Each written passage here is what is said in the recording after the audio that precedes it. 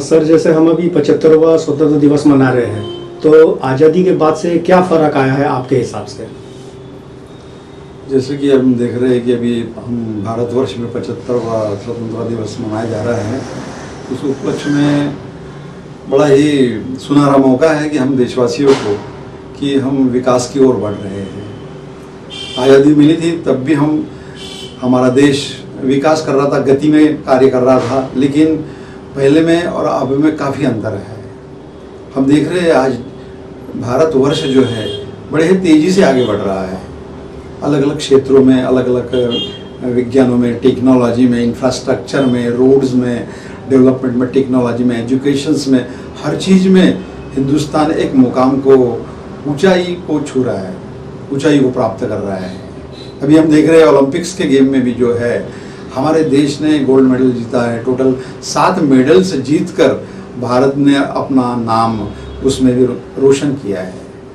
ये देश की बहुत बड़ी उपलब्धि है कि हमारा देश हमारी एक नई सोच के साथ, नए विचार के साथ, नई कल्पना के साथ और नई टेक्नोलॉजी के साथ और स्मार्ट और स्टार्टअप की तरह से एक ऊंचे मुकाम को प्राप्त करने के लिए बड़ी तेजी से उच्च पदस्थ प्रतिष्ठा और बड़े बड़े सम्मान को सम्मानित किया जा रहा है। देश का नागरिक जो है बड़ी मेहनत, बड़ी लगन से अपने कार्यों को निभा रहा है। हम देख रहे हैं कि जिन्होंने गोल्ड मेडल्स अभी लाए हैं, सिल्वर और ब्रॉन्ज मेडल्स लाए हैं, जो भारतवर्ष के लिए एक बड़ी गौरव की बात है, लेकिन वो बच्चे बड़े ही गरीब और बड़े ही पिछड़े इलाके के बच्चे हैं, जिनके पास में हमने देखा कि उनके पास में हॉकी की स्टिक नहीं थी। वो लोगों ने लकड़ी की हॉकी बना के खेले। वो बच्चे जिन्होंने मेडल लाया है उनके पास में खाने पीने की सुविधाएं नहीं थी। इतने गरीब परिजनों के और इतने गरीब हालात से गुजरे हुए बच्चों ने अपना जो टारगेट रखा, नहीं मैं देश के लिए कुछ करूं, देश के लिए कुछ प्राप्त करूं, कुछ मेडल, कुछ सम्मान, ताकि मेरा देश पूरे विश्व में एक ऊंचे स्थान को प्राप्त करे। और इस मेहनत और इस कड़ी लगन के द्वारा हमने देखा कि इन कलाकारों ने, इन लड़कों ने, जो ओलंपिक के जो खिलाड़ियों ने एक ऊंची से ऊंची पालन को प्राप्त कर देश को गौरवान्वित किया है। ये बहुत बड़ी सफलता है। आज़ादी के बाद से देखा जा रहा है कि नई जनरेशन थोड़ा सा नए इसमें विचारों में जा रही है, और इस बारे में आपका क्या कहेंगे? नई जनरेशन जो है नई विचारों में जा रही है, और बहुत अच्छी बात है कि नए विचार, नई सोच, नई टेक्नोलॉजी, नए नए विचारों का आदान प्रदान बहुत अच्छी बात है। लेकिन जो भी हमारा प्रोग्रेस हो रहा है, जो हमारी प्रगति हो रही है, उसमें जो है ज़रूरी है कि हम हमारी सोच को जो है सकारात्मक रखें, पॉजिटिव रखें। वो देश हित में हो, देश के अहित में ना हो, उसका दुरुपयोग ना हो। हर चीज़ के 2 पहलू होते हैं, उसका अच्छा उपयोग करना और उसका गलत। तो अच्छाई की ओर बढ़ते हैं तो हमें हर चीज़ में हम ऊंचाई को ही प्राप्त करेंगे, अच्छाई को प्राप्त करेंगे, पद प्रतिष्ठा को प्राप्त करेंगे, और हर चीज़ और धन संपत्ति को प्राप्त करेंगे, और एक मुकाम को प्राप्त करेंगे। ना ही हमारा नाम ऊंचा बढ़ेगा, ना ही हमारा नाम ऊंचा होगा, बल्कि हम हमारे समाज का नाम, हमारे माता पिता का नाम, इन खिलाड़ियों के द्वारा हमारे राष्ट्र का नाम सबसे ऊपर जाएगा। आप कला सागर से जुड़े हुए हैं, काफ़ी पुरानी संस्था है, कला सागर के बारे में बताइए। कला सागर एक सामाजिक, सांस्कृतिक, शैक्षणिक और साहित्यिक संस्था है जो 19 अक्टूबर 1979 में इसे स्थापित हुई थी, और इसका जो कार्यालय था स्वर्गीय उमेश बाबू चौबे जी ने इसकी शुरुआत की थी। और साथ में इनके जो 5 लोग थे, जलील साज, मुजीब सिद्दीकी, अशोक चौहान, वसंत चौहान और पदम नायर, इन 5 लोगों ने इस कला सागर को शुरू से इन्होंने इसको स्थापित किया, इसको प्रोत्साहित किया और आगे बढ़ाया।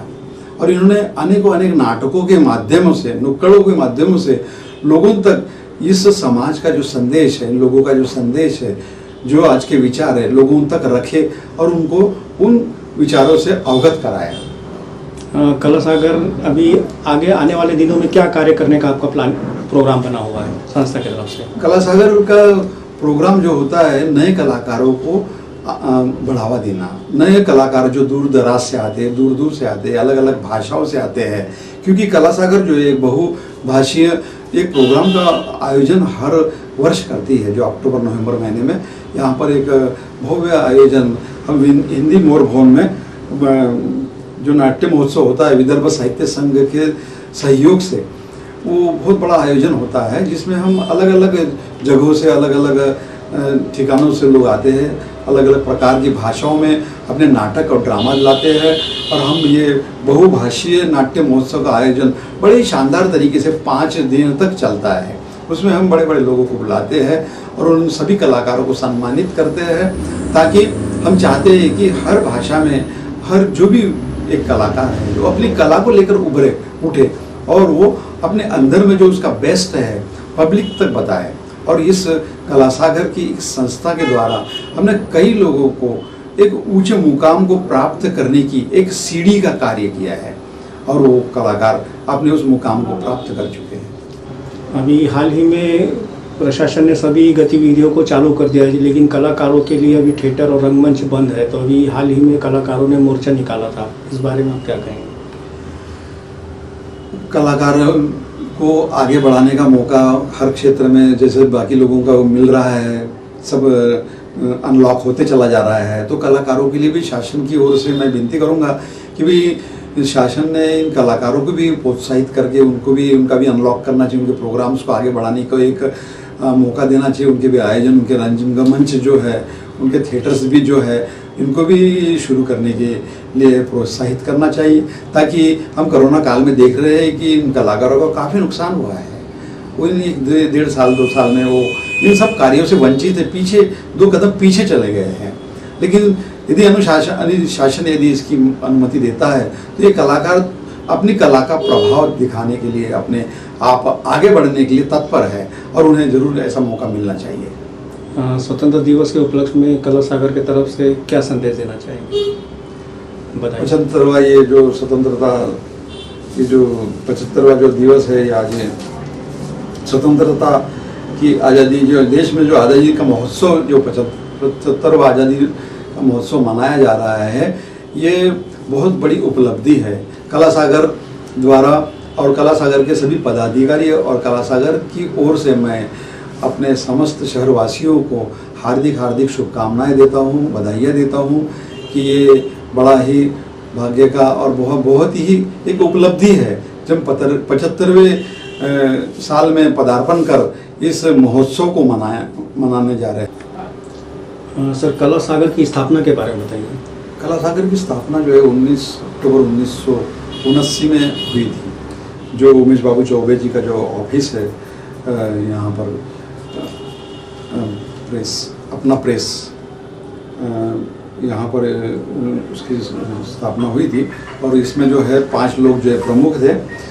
स्वर्गीय उमेश बाबू चौबे जी, स्वर्गीय उमेश बाबू चौबे, स्वर्गीय जलील साज, मुजीब सिद्दीकी और वसंत चौहान और पदम नायर जी। ये संस्था अभी 41 वर्ष पूर्ण करके 42वें वर्ष में पदार्पण करने जा रही है, और ये लगातार अपने कार्यों में अथक प्रयासों से आगे बढ़ रही है। हम देख रहे हैं कि आज इसके 150 सदस्य कार्यरत है, और सभी सदस्य अपने क्षेत्र में आगे बढ़ रहे हैं। श्रेष्ठम कला दर्शनम, ये इसका घोषवाक्य है कि हम देखते हैं कि कलाकार में जो भी श्रेष्ठ कला है उसका प्रदर्शन करके अपनी कला को आगे बढ़ाए और अपने मुकाम को प्राप्त करें। हम देख रहे हैं कि शुरू में स्वर्गीय उमेश बाबू चौबे जी ने अथक प्रयासों द्वारा इस संस्था को आगे बढ़ाया। दूर दराज के लोगों को उनके अलग अलग भाषाओं में, अलग अलग उनके कल्चर्स के द्वारा उन्होंने उनको मौका दिया है इन ड्रामा के माध्यम से अपनी कला को प्रदर्शित करें।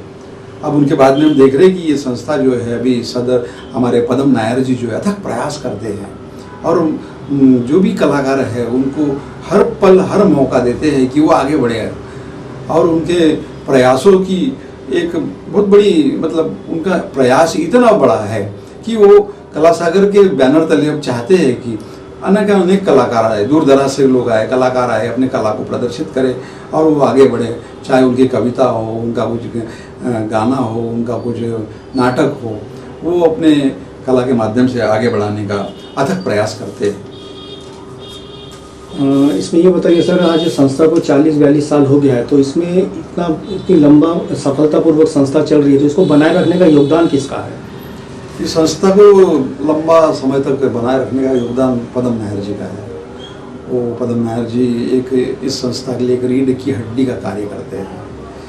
कोई भी चीज़ की कभी भी कमी महसूस नहीं होने देते। कहीं कोई आर्थिक मदद की ज़रूरत है, कलाकारों को कोई स्टेज की भी ज़रूरत है, कोई और अन्य चीज़ों की ज़रूरत है, वो तुरंत उपलब्ध करा देते हैं।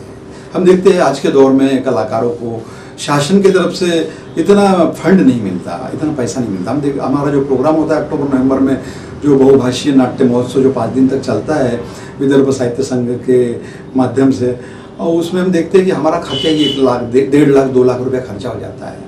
और शासन ने हमको अभी तक इतना सारा फंड कभी दिया नहीं। हमको 2018 में 50,000 रुपये फंड मिला था, जो 3 साल के लिए दिया था। लेकिन हमारा फंड जो है, जो खर्च होता है, वो लगभग एक प्रोग्राम में 1.5 से 2 लाख रुपया तक होता है। फिर हम लोग जो है अपने कॉन्ट्रीब्यूशंस करते हैं, कुछ रिप्रेजेंटेटिव से, कुछ इधर उधर से हम कलेक्शंस करके इस प्रोग्राम को एक ऊंचा रूप देते हैं। दूर दूर से लोग आते हैं, कलाकार आते हैं, आर्टिस्ट लोगों को रुकना है, खाना देना है, हर चीज़ का ये करना, मोमेंट्स बनाना है, एप्लीकेशंस है और प्रमाण पत्र, सभी चीज़ों में खर्च ही खर्च आता है। विनती है हमारी कि अनुशासन, हमारे को शासन जो है इसमें उच्चतम मदद करे। हमारी संस्था दूसरा भी एक काम करती है, एनजीओ का कार्य भी, एनजीओ के माध्यम से भी लोगों की सेवा करती है।